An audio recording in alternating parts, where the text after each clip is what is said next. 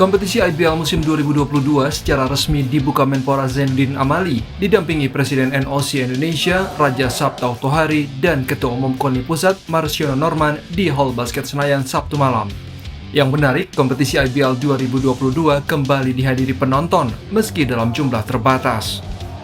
Operator IBL mempersilakan penonton kembali menempati tribun stadion dengan penerapan protokol kesehatan, mulai dari kewajiban 2 kali dosis vaksin, tes cepat, hingga menjaga jarak. Tidak sekadar aturan, jika terjadi pelanggaran, operator IBL siap memberikan teguran hingga sanksi tegas. Ini menjadi angin segar bagi industri olahraga di Indonesia yang sebelumnya sangat terhambat akibat ketidakhadiran penonton di stadion. Bergulirnya kembali kompetisi bola basket dengan ada penonton, saya kira ini menjadi harapan buat para penggemar bola basket supaya mereka bisa melihat langsung, dan tentu industri olahraga khususnya industri bola basket bisa bergairah kembali. Saya berharap IBL ini bisa sukses dan bisa menjadi contoh untuk cabang-cabang olahraga lainnya.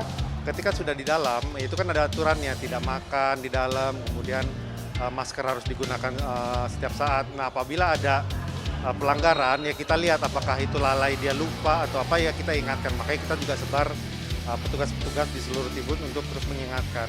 Tapi apabila diingatkan masih ada situasi yang perlu ini, ya otomatis kita akan keluarkan pasti. Karena kan ini kita udah komit ya.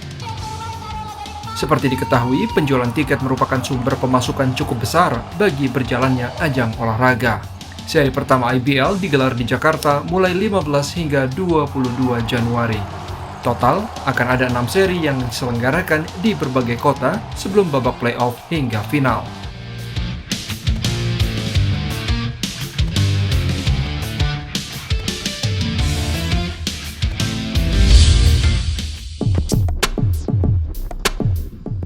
Satria Muda Pertamina resmi memperkenalkan roster pemain dan jersey yang akan digunakan untuk kompetisi IBL musim 2022. Mayoritas pemain musim lalu dipertahankan seperti Kapten Arki Dikania Wisnu, MVP final Hardianus Lakudu, serta Juan Lauren. Meski ditinggal beberapa pemain, amunisi SM tetap solid setelah kedatangan Anthony Erga serta mantan pemain Indonesia Patriot, Kelvin Sanjaya. Sementara untuk pemain asing, SM menggunakan jasa Elijah Foster dan William Tinsley. Perubahan terjadi di posisi pelatih kepala. SM yang sebelumnya dibesut Milos Pejic kini kembali dilatih Yobel Sonda. Sementara untuk jersey utama, SM tetap mengusung warna biru dengan garis kuning. Pemilik 11 gelar juara nasional ini tetap mengusung target juara di akhir musim. Meski musim kompetisi ini akan semakin ketat dengan adanya 4 klub baru, SM tetap optimistis mampu mengangkat trofi di akhir musim. Memang datangnya tim baru tuh memberikan warna tadi yang saya bilang. Jadi kita juga bersyukur banget mereka ada di liga kita sekarang. Kita juga berencana memang akan menghadapi game itu tadi seperti Sandi bilang akan game by game. Jadi kita akan terus bertumbuh sih sampai targetnya nanti sampai di ujung. Semoga kita terus berkembang dan di ujung bisa jadi yang terbaik. SM akan langsung menjalani duel sengit di seri pembuka IBL yang akan digelar Sabtu malam. Duel ulangan final IBL 2021 menghadapi Pelita Jaya akan jadi ujian pertama klub asal utara kota Jakarta ini.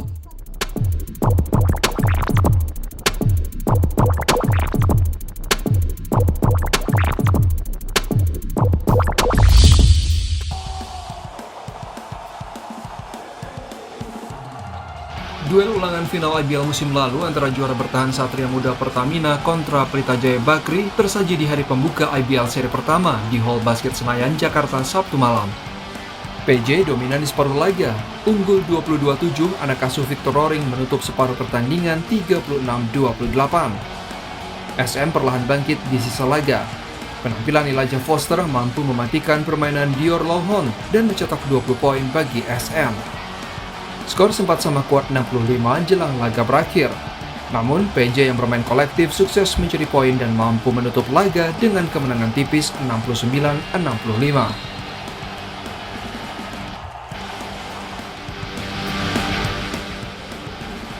Sementara itu di pertandingan lain, duel bertajuk Derby Andara mempertemukan klub selebritis Gading Martin West Bandit Solo kontra Rans Peak Basketball milik Raffi Ahmad. Sengit di awal, West Bandits berhasil memberi pelajaran berarti bagi sang debutan. Widianta Putra Teja dan kawan-kawan memimpin 10 bola 41-21 pada separuh laga. Tingkat turnover tinggi ditambah akurasi free throw yang buruk di kubu Rans semakin memudahkan West Bandits melenggang di 2 kuarter berikutnya. Bahkan 25 poin Jalil Abdul Basit gagal menghindarkan Rans dari kekalahan. Laga berakhir untuk kemenangan West Bandits 75-57.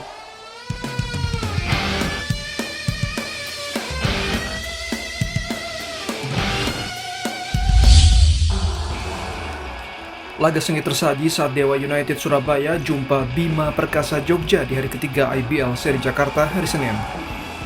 Dewa United yang dihuni banyak pemain bintang terlambat panas dan harus tertinggal di kuarter pertama 12-16 sebelum menutup jeda dengan keunggulan 35-30. Namun Bima Perkasa bangkit hingga mampu berbalik unggul 48-56 di kuarter 3. Pada kuarter penentuan, kejar-mengejar angka masih terus terjadi. Beruntung, Dewa United memiliki Caleb Ramot Gemilang. Caleb yang baru kembali bermain setelah absen semusim karena cedera, menjadi pencetak poin terbanyak di laga ini dengan 24 angka. Bahkan hasil layup Caleb berhasil membawa Dewa United keluar sebagai pemenang dengan skor akhir 73-72.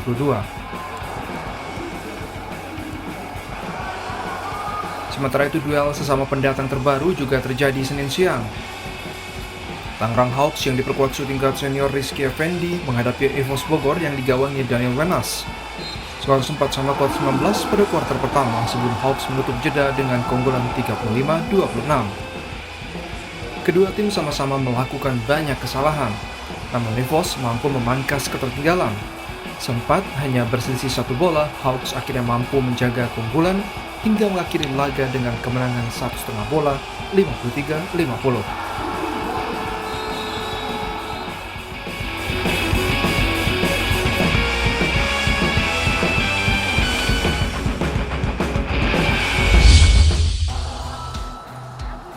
Bertanding di Hall Basket Senayan, Jakarta, Amarta Hang Tuah Jakarta berhadapan dengan Timnas Bola Basket Muda Indonesia Patriots dalam lanjutan IBL Seri 1 Jakarta Kamis siang. Amarta Hang Tuah langsung unggul cepat di kuarter awal. Dominasi Hang Tuah yang tak terbendung membawa Hang Tuah unggul 19-6. Pada kuarter kedua, Patriots sempat bangkit. Namun Anton Devon Waters dan kawan-kawan tetap konsisten mencetak poin untuk keunggulan Hang Tuah.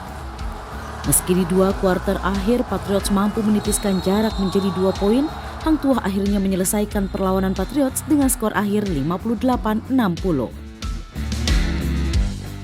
Di pertandingan lainnya mempertemukan Bali United Basketball dengan Satya Wacana Salatiga. Satya Wacana sempat memimpin 6 poin namun defensif transisi yang buruk dari Satya Wacana membuat Bali United perlahan mengejar. Bali United bahkan unggul 23-14 di kuarter pertama. 5 menit kuarter kedua berjalan, big man Satya Wacana Henry Lakai mengalami cedera lutut. Kondisi ini menguntungkan Bali United. Memasuki kuarter ketiga, Satya Wacana sempat memangkas selisih poin. Namun 2 poin tambahan Suryadin di akhir kuarter ketiga menambah lagi keunggulan Bali United 61-50. Kenaliansi menjadi bintang Bali United di kuarter pamungkas dengan catatan 8 angka. Tim asal Bali ini menambah 20 poin dan mengakhiri pertandingan dengan keunggulan 81-66.